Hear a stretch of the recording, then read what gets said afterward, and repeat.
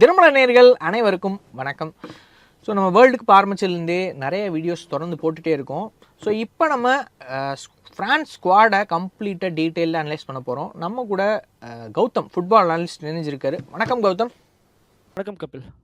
Okay, இப்போ நம்ம France ஸ்குவாடை analyse பண்ண போகிறோம். ஸோ என்னை பொறுத்த வரைக்கும் ஸ்டார் ஸ்டட்டட் ஒரு ஸ்குவாடுனா கண்டிப்பாக ஃப்ரான்ஸ் தான். ஏன்னா நிறையா ஸ்டார்ஸு இந்த ஸ்குவாட்லேயே இல்லை. இத்தனைக்கு போன வேர்ல்டு கப் விளையாண்டவங்களாம் ரொம்ப கம்மி, 4-5 பேர் தான் இந்த ஸ்குவாடில் இருக்காங்க. அப்படி இருந்துமே இன்எக்ஸ்பீரியன்ஸ்டாக இருந்துமே அவங்க ஸ்குவாடில் பூராமே ஸ்டார் பிளேஸாக இருக்காங்க. ஸோ இதில் என்னென்ன வீக்னஸ் இருக்கும்? ஃபஸ்ட் நம்ம வீக்னஸ் ஆரம்பிச்சிடலாம். வீக்னஸ்னா இப்போ எல்லாத்துக்குமே தெரியும், ஃபுட்பால் பார்க்குறவங்க எல்லாத்துக்குமே தெரியும். மிட்ஃபீல்டு கொஞ்சம் வீக்காக இருக்குது. என்னன்னா ஃபார்வர்டு கோல் அடிக்கிறதாலும் மிட்ஃபீல்ட்லேருந்து சப்ளை வரணும். ஸோ அதை வேற டீம் ஏதாச்சும் அனலைஸ் பண்ணி பிளாக் பண்ணிட்டாங்கன்னா கொஞ்சம் ரிஸ்க் இருக்கு. ஸோ ஃபார்வர்டு போயிடுச்சுன்னா கண்டிப்பா சான்ஸ் கிரியேஷன் கோலுக்கு வாய்ப்புகள் இருக்கு. ஈவன் ஃபைனல் கூட போடலாம். ஆனா ஃபார்வர்ட் போகாம கோல் அடிக்கிறதுக்கு கஷ்டம் மிஸ்பீல்ட்ல. இப்போ என்னன்னா ஷூமேனி ராபியோ எடுத்துட்டீங்கன்னா மோஸ்ட்லி அவங்க ஸ்டாப் பண்ண போறாங்க. ஒரு டிஃபென்சிவ் வித் கான்டேவியே 11ஸ்ல ஸ்டார்டிங் 11ஸ்ல யூஸ் பண்ண மாட்டாங்க. ரீசன் கேட்டீங்கன்னா ரெண்டுமே டிஃபென்சிவ் மிட்ஃபீல்ட் ஆயிட்டாங்கன்னா 4 டிஃபென்ஸ், அது போக 2 6 மிச்சம் 4 பேர் மட்டும் தான் அட்டாக்கிங் பண்ணுவாங்க. இப்ப ஒரு டிஃபென்சிவ் ஒரு பாதி அட்டாக்கிங் ராபியோ மாதிரி கொஞ்சம் பால் கேரி அந்த மாதிரி பிளேயர்ஸ் எடுத்துட்டாங்கன்னா அது 5 பிரிஞ்சிடும். 5 டிஃபென்சிவ் வித் ஃபுல் பேக்ஸோட ரோல் வேற. பட் இருந்தாலும் டிபெண்டிங் ஆன் தி மேட்சை பொறுத்து மாறும். சோ ஈக்குவலா பேலன்ஸ்டா இருக்கணும்ங்கறக்க அப்படி எடுக்கறாங்க. Equal shift between attack and defence இருக்கணும். இப்போ உள்ள கோல் கீப்பிங்ல இருந்து போயிடலாம். மைக் மைக்னான் தான் மோஸ்ட்லி ஸ்டார்ட் பண்ணுவாரு. அப்புறம் ரைட் பேக்ல 2 ஆப்ஷன் இருக்கு, ஜூல்ஸ் குண்டே அண்ட் மாலோ கஸ்டோ இருக்காங்க. ஏன்னா 2 பேருமே ஸ்பீட்ஸ்டர்ஸ். ஆனா இவங்க 2 பேர்த்துக்கு கொஞ்சம் டிஃபென்சிவ் வீக்னஸ் இருக்கு. அட்டாக் போயிட்டாங்கன்னா திரும்பி வர மாட்டாங்க அப்படிங்கிற ஒரு இது இருக்கு. லாஸ்ட் வேர்ல்டு கப்ல கூட டி மரியா கவுண்டேவை சோலி முடிச்சு விட்டாரு. ஏன்னா சுத்தமா கவுண்டேனால டி மரியாவை கண்ட்ரோலே பண்ண முடியல. அந்த இடம் வீக் ஆகி போச்சு டோட்டலாவே. அதனாலதான் பிரான்ஸ் சுத்தமாவே அந்த போற வரைக்கும் ரொம்ப வீக்கா தான் இருந்தாங்க. அட்டாக்கிங் மைண்ட் தான் இருப்பாங்க. சோ டிஃபெண்டிங் இதை மறந்துடுவாங்க. சோ இப்படி ஆயிருது. ரைட் சென்டர் பேக் பாத்தீங்கன்னா வில்லியம் சாலிபா இருக்காரு. அப்புறம் 2 சைடு டேவிட் உபாமெக்கானோ, இப்ராஹிமா கொனாட்டே, மேக்சன்ஸ் லாக்ரோ இவங்கெல்லாம் இருக்காங்க. 2 யார் ஸ்டார்டிங் பண்ணுவா சென்டர் பேக்ல? வில்லியம் சலிபா ஒரு மைனர் இன்ஜுரி இருக்கு. அப்படி இல்லைன்னா இப்ராஹிமா கொனாட்டே ஸ்டார்ட் பண்ணுவாரு. லெஃப்ட் சென்டர் பேக்ல இது டேவிட் உபாமெக்கானோ பயர்ன் முனிச்ல இருந்து இருக்காரு.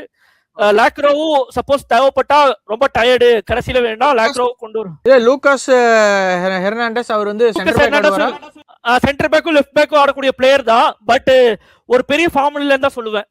Okay, Lucas Hernandez. சோ அதுக்கு இப்ப லெஃப்ட் பேக்ல யார் ஆடுவா? இப்ப தியோ ஹெர்னாண்டஸ் அவரோட தம்பியா? அப்புறம் லூகாஸ்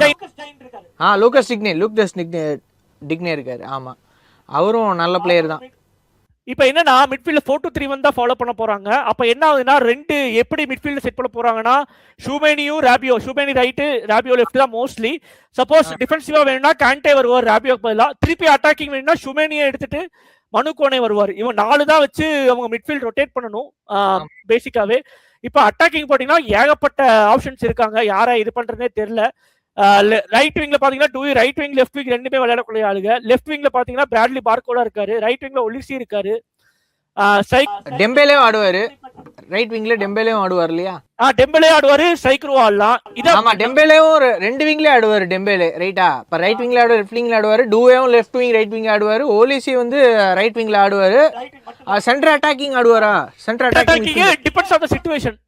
அந்த இடத்துல ரொம்ப லெஃப்ட் பேக் ஸ்ட்ராங்கா இருக்காங்க, சென்டர் பேக் கிட்ட வீக்கா இருக்காங்கன்னா மாறிக்கலாம். அது ஓகே. ஓலிசி இப்ப சென்டர் அட்டாக்கிங் ஆடுவாரா? ஆடுவாரு. இப்ப செர்க்கி உள்ள வரைக்கும் வாய்ப்பு இல்ல. செர்க்கியோ இப்ப என்னன்னா செர்க்கி ஒலிசி 2 பேர்த்த சேர்த்து ஆடுறதுங்கிறது கஷ்டம், ரொம்ப கஷ்டம். 2 பேரும் குவாலிட்டியான பிளேயர்ஸ். எப்படி ஒருத்தர் விட்டுட்டு நமக்கே மனசு வராது, எப்பரா இவனை விடுறது. இப்ப என்னன்னா இவங்க 11க்கு பதிலா 15 ஃபுட்பால் பிளேயர்ஸ் தான் ஒர்க் ஆயிருக்கும் பிரான்ஸுக்கு. இப்ப 11க்குனால பெரிய அடி வாங்க போகுதுன்னு நினைக்கிறேன். அதுக்கப்புறம் போடுறதா இல்ல ஓலிஸ் தான் எப்படி மைக்கேல் ஓலிசி தான் இப்ப பெரிய பிளேயரு. இப்ப செர்க்கியும் குவாலிட்டியான பிளேயர், பெரிய பிளேயர் தான். மேன் சிட்டில பயங்கரமா ஆடுறாரு. ட்ரிப்ளிங் எல்லாம் சூப்பரா இருக்கும் அவரோடது. பட் ஓலிசி தான் மேக்ஸிமம் வருவாரு. செர்க்கி திருப்பி ஒரு 60-70 நிமிஷத்துக்கு அப்புறம் தான் அவரே அனுப்ப வேண்டியது. அந்த மாதிரி ஒரு அட்டாக்கிங் டீமா இருக்குது இது இருக்கு. அது போக என்னன்னா இப்ப பிராட்லி பார்கோலா, அக்லியோட், அப்புறம் ஸ்ட்ரைக்கர்ஸ், அப்புறம் மார்க்கஸ் துரம் இருக்காரு. சோ ஒரு பார்கோலா ஆடுவாரா? லெஃப்ட் விங் ஐ மீன் லெஃப்ட் விங்ல பர்கோலா ஆடுவாரா இல்ல டூவே ஆடுவாரா? இல்ல என்னன்னா லெஃப்ட் விங்ல வந்து பார்க்கலா ஸ்டார்ட் பண்ண மாட்டாரு. பிஎஸ்டிகே பாத்தீங்கன்னா ஸ்டார்ட் பண்றது இல்ல. சோ அதனால வந்து டூவி தான் போலான்ட்டு இருக்காங்கன்னு நினைக்கிறேன். ஆனா என்னன்னா ஃபர்ஸ்ட் மேட்சே இருக்க மாட்டாங்க. எப்பவுமே ஒரு யங்ஸ்டர்ஸ் டெபியூ பண்ண போறாங்கன்னா வேர்ல்டு கப்ல சேஞ்ச் கொண்டு வந்து பிரஷர் ரிலீஸ் பண்ணி அதுக்கப்புறம் தான் வருவாங்க. சோ ஃபர்ஸ்ட்ல வந்து ஆல்ரெடி விளையாண்ட பிளேயர்ஸ் தான் விளையாடுவாங்க. லாஸ்ட் ஃபியூ மேட்சஸ் ரீசன்ட் மேட்சஸ்லாம் டூவே தான் ஆடி இருக்காரு. டூவே தான் ஆடி இருக்காரு. அதனால அவர் தான் மேபி ஆடுறதுக்கான வாய்ப்பு இருக்கும் இல்லையா? ஏன்னா ஒரு நெய்மார் மாதிரி ஒரு ஸ்டைல் வச்சிருக்காரு அவரு. நெய்மார் அளவுக்கு இல்லைனாலும் அதே ஸ்டைல்ல விளையாடக்கூடிய ஒரு பிளேயர். ட்ரிபிள் எல்லாம் எக்ஸப்ஷன் வச்சுக்காரு. ஸோ ஸ்பீடா ஓடக்கூடிய ஒரு பிளேயர் அது இருக்கு. அப்புறம் ஸ்ட்ரைக்கர்ல 3 பேர் இருக்காங்க. துரமு, ஜீன் ஃபெலிப் மெட்டேட்டா, எம்பப்பே இருக்காரு. எம்பப்பே தான் ஃபுல் எல்லா மேட்சும் ஃபுல்லா ஆடக்கூடிய பிளேயர் எம்பப்பே தான். சப்போஸ் நிறைய கோல் ஆயிடுச்சுனா மட்டும் இன்ஜுரி சேஃப்டிக்காக வந்து சேஞ்ச் பண்ணுவாங்க. இதுதான் மிட்ஃபீல்ட் கொஞ்சம் வீக்கா இருக்கு. ஏரியல் தட்டலாம் பிரச்சனை இல்ல. ஸ்பெயின் எனக்கு என்னன்னா யார் யார் அட்டாக்கர்ஸ் கிளீனா 11ஸ்ல வருவாங்க அதுதான் நமக்கு தேவை. சோ யார் யார் நீங்க ஆடுவாங்கன்னு நினைக்கிறீங்க? அதான் இப்ப அட்டாக் மட்டும் சொல்லிடுறேன். 4-2-3-1ல அந்த 3-1 மட்டும் யாருன்னா ஒலிசி ரைட்டு. அட்டாக்கிங் மிட்ஃபீல்ட்ல இப்ப என்னன்னா டெம்பலியோ ஆடக்கூடிய ஆளு, சர்க்கியோ ஆடக்கூடிய ஆள் தான். So most probably Dembele first match start பண்ணுவாங்க. வித் இதை பொறுத்து மாறும். லெஃப்ட்ல டூயி இருக்காரு. அது போக ஸ்ட்ரைக்கர் எம்பப்பே. இதுதான் எக்ஸ்பெக்டட் டீமா இருக்கும். அப்புறம் கோச் வந்து என்ன நினைக்கிறாரு, டீம் எப்படி பாக்குறாங்கிறது பொறுத்து வந்து பார்க்கணும். இல்ல டிஃபென்சிவ்க்கு ஒரு ஆள் தேவை, செனகல் மாதிரி ஸ்பீடா ஒரு விங்ல யாராச்சும் இறங்கணும். ஒல்லிசிலா டிஃபெண்ட் பண்ண போறது கிடையாது. இதுக்கு இந்த இதுலயும் வந்து டிஃபெண்ட் பண்ணக்கூடிய ஆள் யாருன்னு பாத்தீங்கன்னா மேபி துரம் கூட கொஞ்சம் இறங்கி விளையாடக்கூடிய ஆள். இப்ப 4-3-3 ஃபார்மேஷன்ல இவங்க ஆடலாமா? 4-3-3 ஆடலாம். 4-3-3 கொஞ்சம் டிஃபரெண்ட். அதுல அண்ணா செர்க்கியை வந்து ஆட் பண்ணலாமே நம்ம. 4-3-3 ஆடுறாங்கன்னா அது 4-1-4-1 வித் 4. ஒரு டிஃபென்சிவ் மிட்ஃபீல்டர் வச்சுட்டு 2 பேர் வந்துட்டு ரைட் மிட்ஃபீல்டு லெஃப்ட் மிட்ஃபீல்டு வச்சுக்கலாம். அப்புறம் 2 விங்கர்ஸ் 2 வச்சுட்டு அப்படி ஆடினா செர்க்கி ஆடலாமே தாராளமா. அப்படி ஆடலாம்னா ஈராக் மேல அப்படி ஆடலாம், பிரச்சனை இருக்காது. ஆனா செனகலும் நார்வேயும் பெரிய டீம்களும் ஒரு டிஃபென்சிவ் மிட்ஃபீல்டர் வந்து ஆப்போனன்ட்டோட அட்டாக் கண்டெயின் பண்றது கஷ்டம். 4-3-3 இஸ் அட்டாக்கிங் ஃபார்மேஷன். சோ வீக்கா இருக்கு. 4-2-3-1 வந்து கொஞ்சம் அதை விட அட்டாக்கிங் கம்மி. இவங்களுக்கு எது ஷூட் ஆகும் அட்டாக்கிங்? ஐ மீன் இந்த மாதிரி 2 டிஃபென்சிவ் மிட்ஃபீல்டர், ஐ மீன் இப்போ ராபியோட் வந்து டிஃபென்சிவாக ஆடுவார், அட்டாக்கும் போவார். ஸோ இந்த மாதிரி ஆடுறது பெட்டரா இல்லை ஒரு டிஃபென்சிவ் இவங்க நேச்சுரலாக ஒரு டிஃபென்சிவ் மிட்ஃபீல்டர் வச்சுட்டு இந்த மாதிரி 4-3-3 ஃபார்மேஷனில் விளையாடுறது பெட்டரா இருக்கும்? 4-2-3-1 ஆடுறது தான் பெட்ரு. அவங்க என்ன பண்ணலாம்னா ஆப்போனன்ட்டோட இதுதான் பிரேசில் மாதிரி ஆப்போனன்ட்னா 4-2-3-1 தான் ஆடணும். சப்போஸ் ஈராக் மேல அப்படி எக்ஸ்பெரிமெண்ட் பண்றதுன்னா அவங்க ஈவன் 2 மேட்ச் ஜெயிச்சிடறாங்க, நார்வே மேலேயும் செனகல் மேலேயும். அப்போ வந்து 4-3-3 ட்ரை பண்ணலாம். அது ஒரு ஆப்ஷனா இருக்கு. பட் இட்ஸ் அப் டு இதுதான் எல்லாம் வீடியோல சொல்லிருப்பேன் கோச்சஸோட இதுதான். சரி 4-4-2 தேவையே படாதுன்றீங்களா? ஏன்னா டெம்பேலே எம்பாப்பே ரெண்டு பேர் இருந்துட்டா ஓலிஸும் டோவேவும் விங்ல அடிக்கலாம். சென்டர்ல வந்து செர்க்கி இல்லனா இவரு யாரு டிஃபென்சிவ் ஆயிடுவார்ல, செர்க்கி டிஃபென்சிவ் ஆயிடுவார்ல. செர்க்கி டிஃபென்ஸ் ஆயிடுவாரு. பட் இருந்தாலும் 2 டிஃபென்சிவா இருக்கும். இப்ப என்னன்னா 4-4-2 ஆடும்போது உங்களுக்கு விங்கர்ஸ் தான் கிராஸ் போடுற மாதிரி வரும். அப்புறம் என்னன்னா ஃபுல் பேக்ஸ் வந்து பாத்தீங்கன்னா கஸ்டோவும் டிக்னேவோ இல்ல தியோ ஹெர்னாண்டஸோட யூஸ் வந்து கம்மியாயிரும் 4-4-2ல. 4-4-2 எந்த டீம்ஸ் விளையாடுவாங்கன்னா கீழே சின்ன ஈராக் மாதிரி டீம்ஸ் தான் 4-4-2 விளையாடுவாங்க. சோ 4-4-2 வந்து பிரான்ஸுக்கு செட் ஆகாது. சரி, ஒரு ஸ்ட்ரென்த் அப்படின்னு பார்த்தா எலைட்டான அட்டாக் வச்சிருக்காங்க. நம்ம சொல்ல வேர்ல்டு கிளாஸ் அட்டாக், இந்த மாதிரி அட்டாக் எந்த டீம் கிடையாது. இன்னொரு முக்கியமான விஷயம் பிரஸ் வச்சிருக்காங்க. எலைட்டான பிரஸ் இருக்கு, அட்டாக் இருக்கு. ஆமா, ஸ்ட்ராங்கான டிஃபரன்ஸ் இவங்க கிட்ட தான் இருக்கு. 2 சென்டர் பேக், குவாலிட்டியான சென்டர் பேக் வச்சிருக்காங்க. பிளஸ் ஸ்குவாட் டெப்த் சொல்லவே தேவையில்லை, அளவு கடந்த ஒரு இது. அட்டாக்கிங் கவுண்டர் அட்டாக்கிங் சூப்பரா பண்ணுவாங்க. நல்ல பிக் டோர்னமெண்ட் எக்ஸ்பீரியன்ஸ் இவங்க எல்லாத்துக்குமே இருக்கு. ஆனா வேர்ல்டு கப் எக்ஸ்பீரியன்ஸ் மட்டும் தான் கிடையாது. சோ இந்த 4-5 எக்ஸ்பீரியன்ஸ் வர பிரஷர் ஃபர்ஸ்ட் கொஞ்சம் மேட்சஸ்ல வரும். ஆமா. சோ வீக்னஸ்னு எடுத்துக்கிட்டோம்னா கிரியேட்டிவ் மிட்ஃபீல்டு நம்ம ஏற்கனவே பேசின மாதிரி அது ஒரு பிரச்சனையாக தான் இருக்குது. ஃபுல் பேக் பொசிஷனிங் வந்துட்டு இது எப்படி இருக்கும் அப்படிங்கிறது தெரில. ஸோ அது வந்து தியோ ஹெர்னாண்டஸ் அட்டாக்கிங் ரன்ஸ்லாம் நிறையா பண்ணுவார். ஸோ அதை டிஃபெண்ட் பண்ணுறதுக்கு எப்படி அவங்க இது பண்ணுறதுக்கான வாய்ப்பு இருக்குன்னு நீங்கள் நினைக்கிறீங்க? தியோ ஹெர்னாண்டஸ் அட்டாக்கிங் ரன்ஸ்லாம் அவர் பண்ணுவார் இல்லையா? ஸோ அப்போ என்ன பண்ணணும்னா ராபியோ வந்து இறங்கி விளையாடணும் டிஃபெண்டிங் பண்ணுறப்ப. இப்போ பார்த்தீங்கன்னா தியோ ஹெர்னாண்டஸ் அட்டாக்கிங் ரன் பண்ணுவாரு. இப்போ அவங்க டீம்ல நல்லா பேஸ் இருக்கிற ஒரு விங்கர் வந்தாருன்னா அவரை டிஃபெண்ட் பண்றதுக்கு யாராவது ஒருத்தர் இருக்கணும் இல்லையா பின்னாடி? அதான் அப்ப என்னன்னா லெஃப்ட் டிஃபென்சிவ் மிட்ஃபீல்டர் அவங்களும் வரலாம், லெஃப்ட் விங்கரே வரணுங்கிறது கிடையாது. அப்ப வந்து என்னன்னா ராபியோட டிஃபென்சிவ் ஒர்க் ஜாஸ்தி ஆயிரும், ஒர்க் ரேட் ஜாஸ்தி ஆகும். சோ அப்ப என்ன ஆகும்னா இப்ப பிஎஸ்சில பாத்தீங்கன்னா நியூனோ மெண்டஸ்னால மைக்கேல் ஒலிசியை ஃபர்ஸ்ட் லீக்ல பிடிக்க முடியல.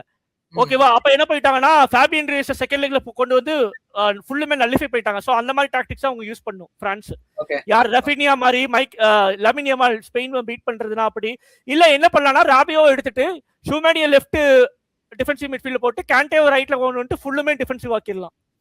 அதோட இன்னொரு பெரிய விஷயம்னா அவங்க டீமுக்குள்ள இருக்க ஈகோ வந்துட்டு இப்போ யாரு நம்ம எம்பாப்பேக்கும் கான்டாக்டும் இருக்க பிரச்சனை இருக்கு. அதே மாதிரி எம்பாப்பேக்கும் டெம்பேலே 2 பேர்த்துல ஷூட்டிங் யார் அடிக்கிறது, அசிஸ்ட் பண்ணாம ஷூட்டிங் அவங்களே அடிப்பான். எம்பேபே எல்லாம் வந்து கிட்டே ஆள் இருந்தாலும் அவன் பார்க்காம ஷூட்டிங் தான் பண்ணுவான். அவன்லாம் அந்த மாதிரி ஆள்.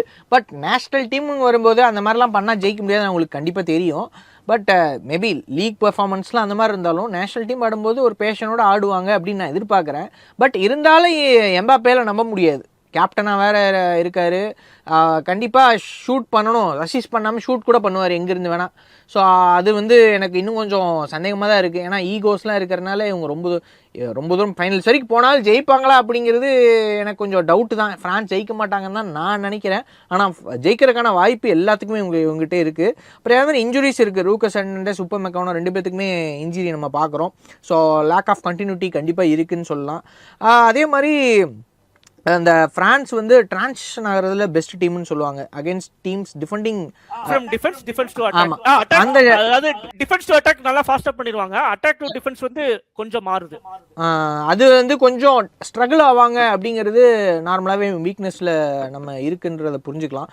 ஸோ ஓவராலாக பார்க்கும்போது இவங்க எந்த இடத்துல இருப்பாங்க, ஸோ ஃபைனல்ஸ் வந்து ஜெயிக்கிறதுக்கான வேர்ல்டு கப் ஜெயிக்கிறதுக்கான வாய்ப்பு இருக்கா, இல்லை வந்து இந்த மாதிரி ப்ராப்ளம்ஸ் வீக்னஸ்லாம் கொஞ்சம் அதிகமாக இருக்கிற மாதிரி நான் எதிர்பார்க்குறேன் ஸ்பெயினோட. ஸோ அதனால் இவங்க மேபி செமிஃபைனல் குவார்டர் ஃபைனல் கூட வெளியே போறதுக்கான வாய்ப்பு எலிமினேட் ஆக வாய்ப்பு இருக்கு. என்னன்னா இப்ப ஸ்குவாட ப்ராப்பரா இப்ப மத்த டீம் மாதிரி ஹை டேலண்ட் இருந்தாலும் செட் பண்ணுவோம் இருக்கு.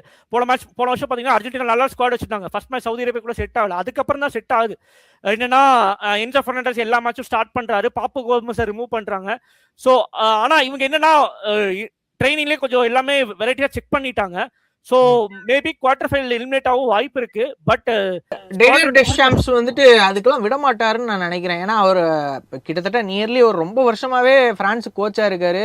வேர்ல்டு கப் அவர் ஜெயிச்சிருக்காரு. அதே மாதிரி வேர்ல்டு கப்பை வாங்கியும் கொடுத்துருக்காரு கோச்சா. டேவிட் டெஷாம்ஸ் வாங்கியிருக்காரு, கோச்சாவும் வாங்கியிருக்காரு. அந்த அளவுக்கு கண்டினியூ பண்ண போறாரு. ஏன்னா ஃபர்ஸ்ட் டைம் ஒரு கோச் வந்து 3வது ஃபைனல் போறதுக்கான ஒரு வாய்ப்பு இருக்கு. வேற யாருமே அப்படி பண்ணதில்லை. ஸோ அதுக்கான அருமையான வாய்ப்பு பிரகாசமா இருக்கு. பட் பிளேயர்ஸ் கீழ இருக்கு. ஆமா. ஓகே, இப்போ நம்ம இத பத்தி எல்லாமே கம்ப்ளீட்டா கவர் பண்ணியாச்சா? அதாவது மீதி இருக்க நம்ம கவர் பண்றோம். மோஸ்ட்லி இதை விட சர்ப்ரைஸா ஏதாச்சும் புதுசா நடக்குன்னு நம்ம மேட்ச் பார்த்தாதான் தெரியும் என்ன இடத்துல மிஸ்டேக் பண்றாங்க. ஒரு மேட்ச் ஆடும்போதே தெரியும் நமக்கு என்ன இது இருக்குன்றத நம்ம டிஸ்கஸ் பண்ணலாம். சரி, ஓகே. இதே மாதிரி நெக்ஸ்ட் ஒரு 2-3 முக்கியமான ஃபேவரட் ஸ்குவாட்ஸ் இருக்கு, அதையும் நம்ம பார்க்கலாம் அடுத்தடுத்த வீடியோக்களில். இதே மாதிரி ஒரு நல்ல உடல் நெக்ஸ்ட் டைம் சந்திப்போம். until then bye from Kapil Murugesh Gautham.